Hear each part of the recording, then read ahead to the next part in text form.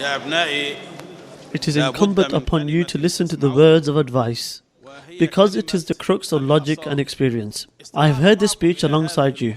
It is vital for us to extrapolate upon the valuable points from this speech, for which we have a deep desire. In the past, students used to study all Islamic sciences together in Jamia Al-Azhar. Then a time came when other engagements became more time-consuming, and we started to study some subjects separately from others. When I came to this lecture by the highly respected, Honorable Shaykh-ul-Islam, I was feeling happy that today I am sat before a mujaddid.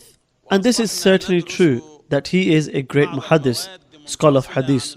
However, the lecture, contrary to what I had envisaged, took a totally different turn. What an amazing environment the lecture created. No doubt the lecture was a glorious combination of highly pristine sciences, in which the topics of Usul al-Fiqh, jurisprudence, were explained in the context of Hujjiyah. This word of Hujjiyah makes it incumbent upon us to study Usul al-Fiqh, so that we may learn about the word Hujjiyah and its application.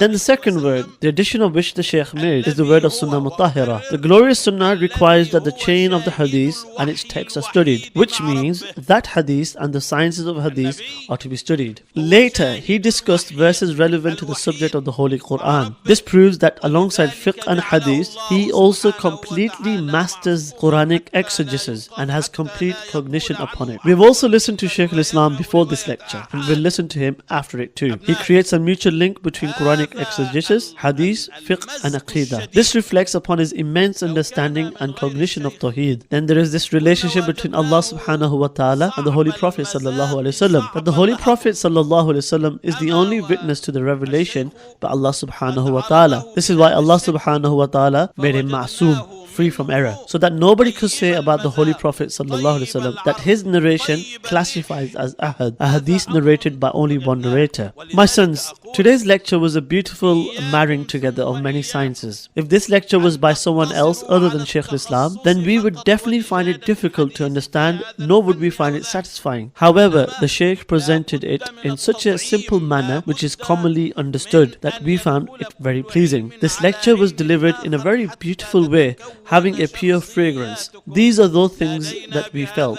This is why I say that you should be totally aware of this, that you should not only be content with one specialization, that you only learn to talk eloquently in that one field, or get specialization only in one field, but it is important for you to have many sciences. It is vital that every science is linked to the other, so that your personalities can stand out. We have emphasized greatly upon this need and continue to do so. At the end of the lecture, Shaykh-ul-Islam did not deem it suitable to leave us until he had not discussed in detail the dominant opinion upon the mutual relationship between the utmost respect and reverence of the Holy Prophet sallallahu alaihi wasallam and clear rulings of the Holy Prophet sallallahu alaihi wasallam. Hazrat Abu Bakr Siddiq radiyallahu ta'ala anhu, he has an order given by the Holy Prophet sallallahu alaihi wasallam, but he does not reply due to the respect and reverence of the Holy Prophet sallallahu alaihi wasallam. This is also the case with Sayyidina Ali radiyallahu ta'ala anhu. When the Holy Prophet sallallahu alaihi wasallam was formulating the famous Treaty of Hudaybiyah, he instructed Ali radiyallahu anhu, "O Ali, delete this word." He asked, "What shall I delete?" Prophet sallallahu alaihi wasallam said, "Delete the word Messenger of Allah." Sayyidina Ali radiyallahu ta'ala anhu asked, "Shall I delete the word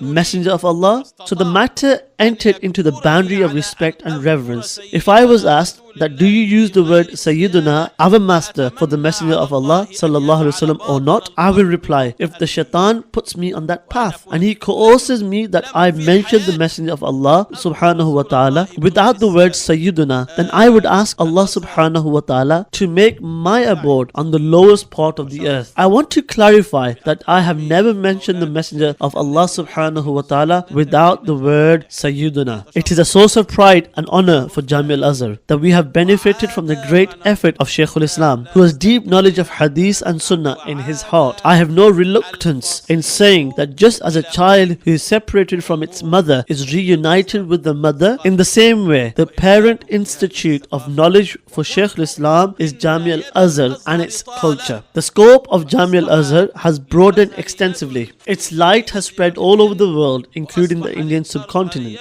Jamia Al-Azhar should remain steadfast upon its universal philosophy. We will also learn from this infinite world, like those who have passed before. We are placing the responsibilities from our shoulders onto yours. Thus, you people should understand your responsibilities. We again welcome Shaykh-ul-Islam, and I also welcome all of you. مرحبا بكم والسلام عليكم ورحمة الله وبركاته.